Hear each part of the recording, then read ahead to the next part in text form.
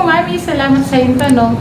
Mami, kung ganyan po yung nararamdaman mo sa iyong tummy, ilang weeks na po ba si Bibi sa iyong tummy? So, kapag po 5 months pataas, mararamdaman mo na po yung movements niya. So, kung ang tanong mo po ay sa left side ng ribs, ay meron pong nabukol at ganoon din po sa kabilang part ng ribs mo, ay may nararamdaman ka pong galaw. So, Mami, kapag po ganyan, siguro nasa 7 to 8 months na, no, yung ang iyong baby.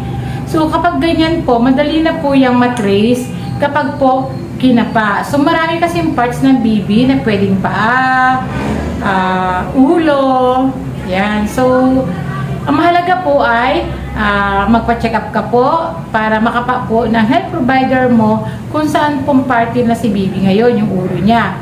So, ang normal position po ng ulo at tinatawag ay sipalik. Sa baba po ng mattress mo yun o sa may part ng pusod. Okay? So, matitrace din ito, lalo na kung may Doppler ka dyan sa inyong bahay. Ang heartbeat po ay it's either left or right ng lower quadrant. Doon po natin masasabi na yun po ay nasa sipalik presentation na o nakaulo na si baby sa baba o tamang posisyon na po.